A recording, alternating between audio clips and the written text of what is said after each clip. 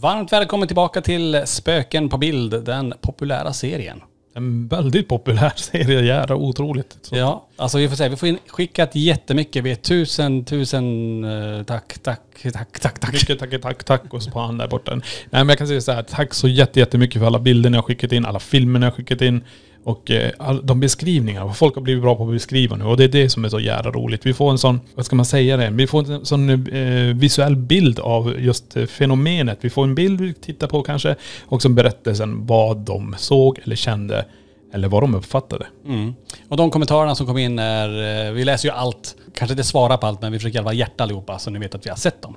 Fortsätt gärna med det. Och idag så kommer vi köra bilder. Kommer köra 5 bilder idag. Just det. Och som vanligt så förutsätter att ingenting är manipulerat, trixat med, utan att det är riktiga bilder som ni vill ha hjälp med.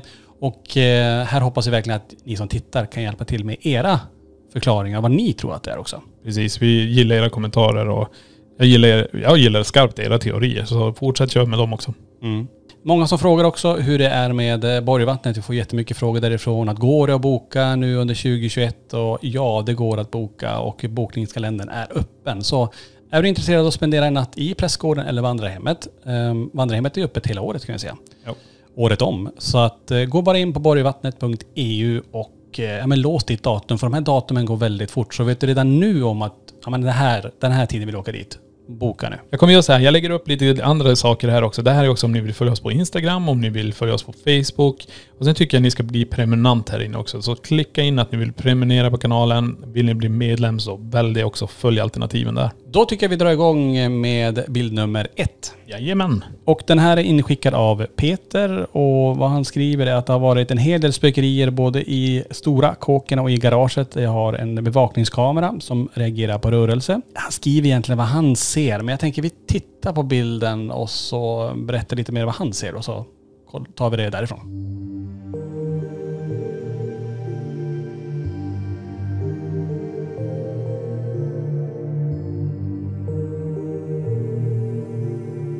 Det här gillar jag. Jag gillar ju övervakningskameran. Här ser man kameran, här har du också temperaturen, du har vilket datum och du har vilket klockslag.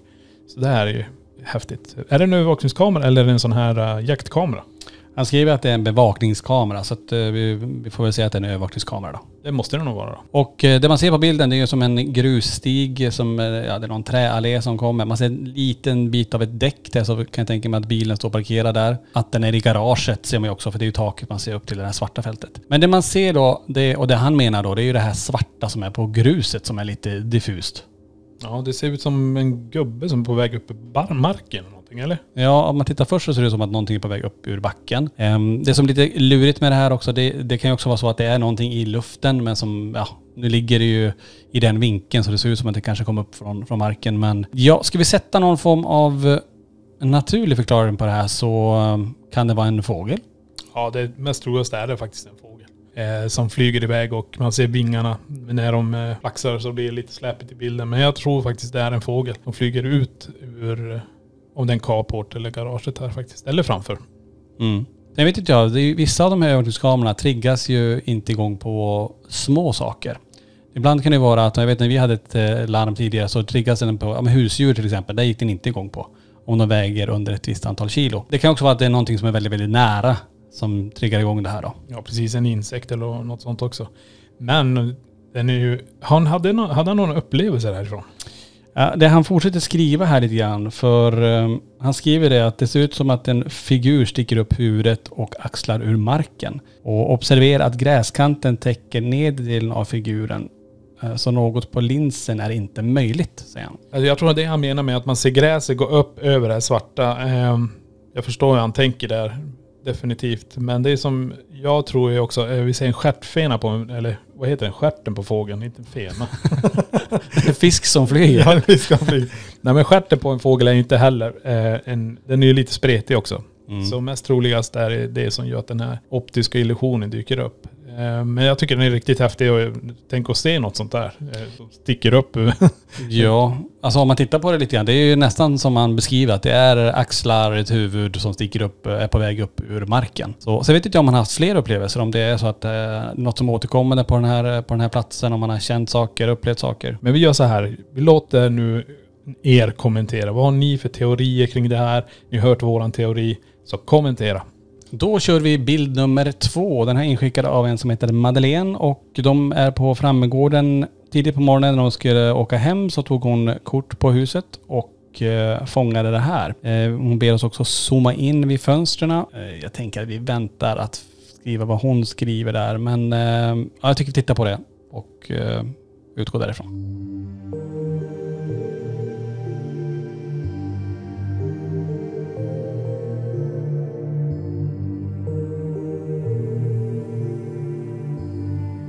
Här har vi bilden. Det är 2 bilder. Är de tagna efter varandra eller hur var det här? Det ser ut som det, va? Precis, tagna efter varandra. Och det hon säger då att vi ska zooma in vilket fönster? Zoomar ni in så ser ni att någonting står i båda fönstren. Samma bild, men översta är tagen först och den andra efter. Hon är själv nyfiken på vad hon ser. Översta bilden i vänster fönster så hänger ju gardinen som den ska. Där nere så ser man hur någonting är dragit för den lite grann och står. Jag tror jag ser det nu. Vi ser, jag skulle vilja säga, om man tittar lite längre ner i den här ljuspunkten och det här ansiktet som mest troligast är det hon tänker på. Påminner mycket om han som satt i gungstolen i våran övervakningsfilm. Ja, just det.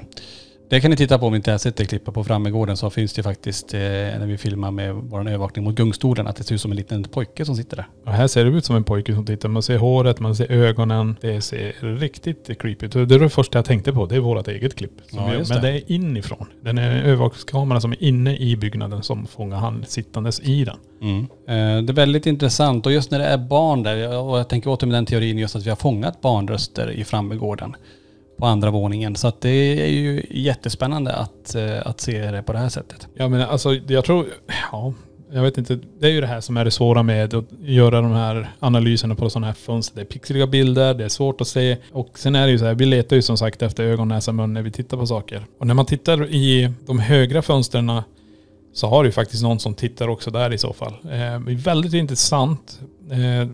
Det mest likt ett ansikte tycker jag är ju den andra bilden längst ner till höger. Har det ju någon som halva ansikte syns på. Men det jag tycker är mycket, mycket mer intressant, det är faktiskt bild nummer 2 i vänstra fönstret. Då har han backat. Ser du det? Ja, backat där. Sen om man tittar lite ytterligare i det fönstret där så ser det ytterligare ut som ett ansikte. Ungefär, man ser ungefär halva. Men återigen, det blir väldigt grynigt, det blir väldigt pixligt, och som Niklas säger, vår hjärna är ju konstruerad till att faktiskt uppfatta ögon, näsa, mun och se ansikten i saker. Ja, det är svårt det här med bilder, framförallt när det blir lite pixligt på dem. Ja, men det är ju som sagt jävligt häftiga bilder, jävligt bra fångat. Vi ser ju dem vi också. Men det är väldigt, väldigt svårt att säga att det är paranormalt faktiskt. Det är ju gamla fönster också. Så. Ja, samtidigt som sagt, vi har ju själv fångat intressanta saker där. Så att ja hörni, det här var inte en enkel match. Vad tror ni där ute? Kommentera gärna. Är det här barnansiktena av de här barnen som blev instängda kanske i vinden där vi fångade rösterna? Eller är det helt naturliga reflektioner på fönstret? Då kör vi bild nummer 3, och den här är inskickad av Maria, och det vi kommer få se är en väldigt fin, liten dock, majbrasa. Och hon skrev ganska snabbt vad hon ser, och när hon berättade till sin kompis vad hon hade fångat på bilden så blev hon väldigt skärrad. Det tycker vi kollar på bilden.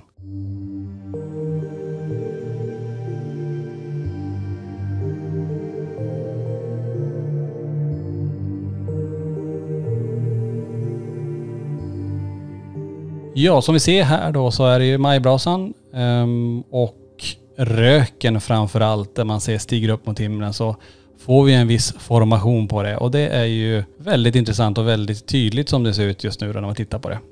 Det ser faktiskt ut som det är jag skulle vilja säga en kvinna som dansar. Jag vet inte vad det de såg. Hon skrivit vad de ser. Ja, hon säger också att det var att hon ser en kvinna som dansar, och nästan som de funderar på om det är någon form av häxa som blir bränd på bål. Som står, man ser som armarna står bakåt. Ja, just det. Ja, som nästan man tänker att det ska vara någon form av pelare då. Som är fastbunden mot. Och tar man benen, höften, som man ser, och håret svart. Så det är ju väldigt tydligt om man tittar ur den synvinkeln. Men finns det någon historik om platsen? Fick vi med något sånt, eller fick vi bara beskrivning om själva grejen de hade fångat här? Ingenting om platsen, utan det var det här vi fick. Så att... Ja, men intressant ändå. Jag förstår ju vad de menar, helt klart. Återigen, om man tänker mot föregående klipp, så är det ögat är ju väldigt tränat på att se ansikten eller formationer som gör att det liknar något som vi känner igen. Och röken kan jag vet, vi får ju mycket alltså bilder och klipp på rök. Ja, och eld också. Ja. Och saker. Men jag tycker det är rätt häftigt ändå. För vi kör ju olika filter som ni ser. Och det blir tydligare och mindre tydligare på vissa bilder. Men jag tycker den är intressant. Jag tycker det är jävligt häftigt. Och sen vet jag att jag försöker ta en referens till den här, vad kallas det där då? Jag vet inte. Är det en höbal höll jag på att säga. Men den är inte heller. Den de har krafsat ihop det med. Vi säger om det är en spade där eller vad fasiken är. Det är någonting som står där. Jag säger inte riktigt vad det är. Men om den är hyfsad lång. Vi säger att den är i alla fall 1,20 kanske. Så det är ganska stor. Vi ser att vi har tidningar och allting här. Och vi har ju lite gran eller vad det är. Tall kanske. Ja, tittar du där, antingen är det tidningar eller tänk om det är någon form av fotografier och om det är någonting där som manifesterar sig. Nu börjar jag tänka lite andra banor här, vi pratar om häxa innan, men tänk vad häftigt om det skulle vara någonting sånt som kommer upp i någon form av rökformation istället. Nej precis, men jag tänker just på referensen. Blir det nästan som en stor människa som står där? Det blir det. Det är det jag funderar. Det är nästan vad jag skulle kunna säga att det är en fullskalig människa i bild nästan som är där i elden. Det är en riktigt häftig bild. Om du tänker på att hon kanske står på någonting då som kommer upp en bit. Ja, precis. Och sen å andra sidan, som sagt, det finns ju, vi får in väldigt mycket bilder på eld, rök och formationer och man ser väldigt mycket. Det är alltid ibland från djur till människor till ansikten, till och med bokstäver och hela meningar. Så att man får ha med sig det också. Men jag tycker fortfarande det är en jätteintressant bild. Ja, definitivt. Men jag tycker vi gör så här, ni får nu kommentera vad ni tycker. Vad ni tycker att ni ser här. Ni kanske ser något annat i den här bilden också. Så kolla noga på bilden. Och skriv ner vad ni tycker. Då kör vi bild nummer 4 och det är inskickat av Anneli. Och det är taget den här bilden på Brynäs herrgård. Det hon ser den här ljusgestalten följde efter ungefär en timme. Så hon tog upp kameran och fotade och då fastnade det här.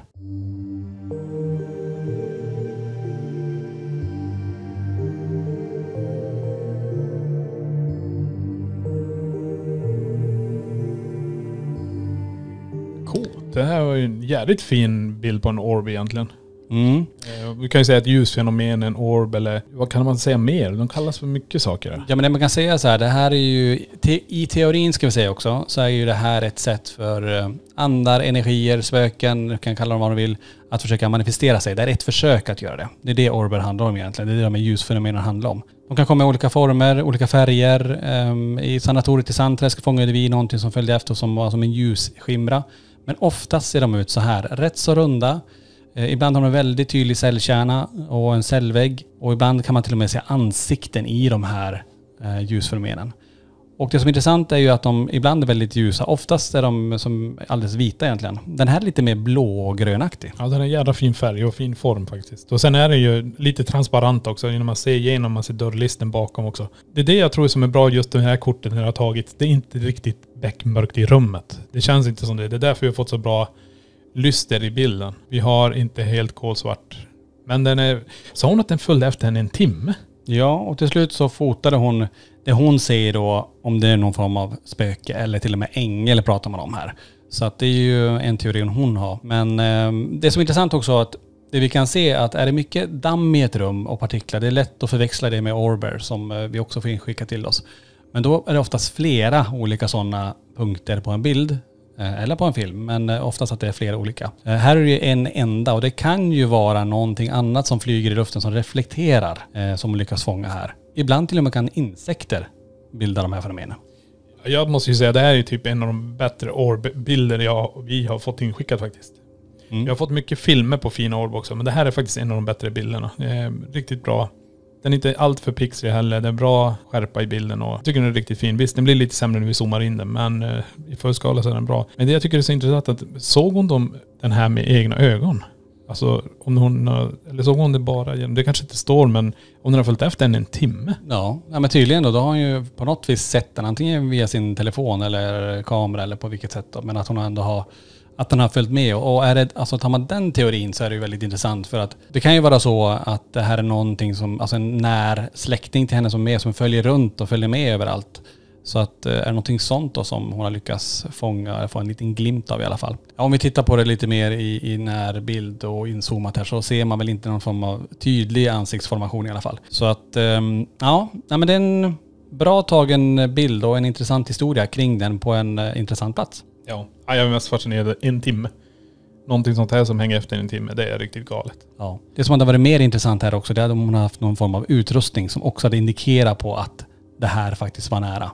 Någon form av rörelse, motion, en PNB eller någon form av K2-mätare som mäter EMF-fält. Så ja, men intressant. Definitivt. Kommentera gärna.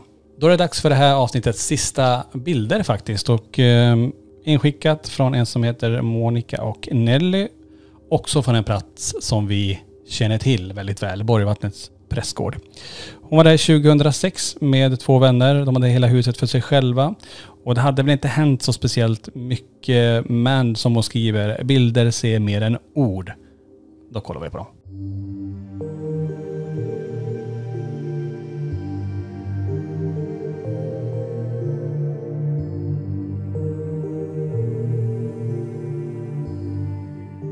Ja, här har vi då första bilden och det här ser vi direkt att vi känner igen stället. Det är som sagt, vi får mycket bilder från Borgvattnet och det är som det är och folk de upplever så mycket konstiga saker där borta. Så det är jätteroligt att vi får dem och det är jättekul att titta på dem. Det första vi ser här på första bilden, det är ju de här ljusstrimmorna. Nästan som att det är ledljus i, vad ska man säga, i slingor eller någonting. Det är riktigt häftigt. Och bakom där har vi då den är kyrkbänken. Ja, vi känner igen det här och jag har sett liknande bilder innan ifrån prästgården. Och där man får det här ljusfenomenet som man nu kan kalla det för det. För om man tar den förra bilden när vi pratade om orb och om det här nu är en orb så är det ju grand final av en orb. För den är ju väldigt, väldigt stor och täcker ju hela bilden i stort sett då. Det som skulle kunna vara det ifall det, alltså en naturlig förklaring till det här, det är om det har någon form av ljuskälla som träffar, som ju är någon form av reflektion i kameralinsen.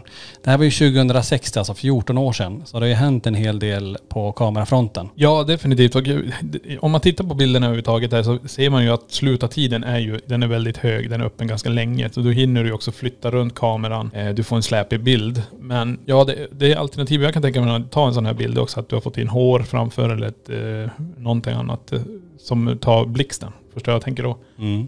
Men ja. Jag tänker så här, det som är intressant när man zoomar ut bilden och tittar på den i helhet igen där, så är den ju faktiskt tagen ungefär där vi i förra avsnittet hade ett videoklipp ifrån där PRP:n gick igång, K2-mätaren, och där du också kände ett obehag. Den är ungefär innan dörröppningen ut mot korridoren. Ja, det är ju häftigt. Nu, det är ju som ni säger, det är därför vi tycker det är så kul att få med bilder också. Nu kan vi pussla ihop saker där. Och, vad sa du, var det 14 år sedan den bilden tog? Ja. Det är 14 år sedan och redan där då har de fångat någonting på bild. Så det är ju galet häftigt. Ja. Nej, men de sammanträffarna gör ju ändå som att, och plus att vi känner till historien där, att det blir intressant. Sen självklart kan det alltid finnas en naturlig förklaring till den bilden i form av att det blir någon reflektion och sådär i kameran av lampan som hänger i taket, tänker jag också då. Ja, absolut. Men vi gör så här, kommentera gärna vad ni tycker om bild 1. Så skriv bild 1 vad ni tycker, så kollar vi vad det är. Jag tycker vi har på bild 2. Ja. Den här bilden är också tagen i Borgvattnet och den är tagen på gungstolen som är där. Och här ser vi, alltså den är rätt häftig faktiskt. Jag tycker den är häftig för att något ljusfenomen är bakom armstödet. Ja, det är ju lite annorlunda mot vad vi har sett innan. Här ser man faktiskt att armstödet fortfarande täcker det här vita som är på gungstolen. Där finns ju ingenting vitt idag. Det som finns idag som vi har satt dit, det är ju en skylt att man inte ska sitta i stolen. Det är väl det enda och ett snöre. Men annars så, det här armstödet och de här, man kallar det för som stödbenen är från armstödet täcker ju faktiskt till största delen det här fenomenet då. Nej, det här, och här ser man fortfarande också att slutartiden är väldigt hög, du får ett släpbild. Men vi har ju som 2 punkter längst ner på det här ljusfenomenet som är där. Jag menar, du stoppar inte ljus i gungstolen, alltså vanliga stearinljus och en tyg. Nej. Det gör det inte. Ja, om du skulle legat någonting i gungstolen på något sätt. Eller om de nu har någon form av, måste vara väldigt kraftig ljuskälla som kommer från, alltså framifrån.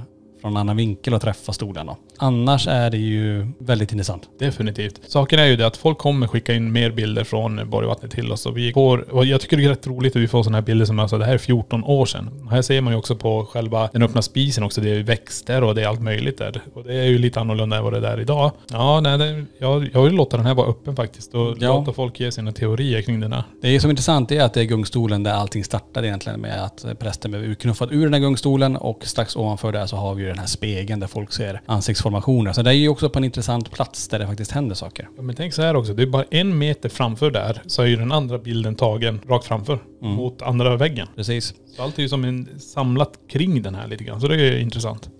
Ja hörni, det finns många teorier och mycket att spekulera i. Vad tror ni om de här 2 bilderna? Kommentera gärna bild 1 och bild 2 vad ni tror. Ja hörni, det var alla 5 bilder för den här gången. Det vart ju några bonusbilder också i och med att personer skickade in fler än en bild.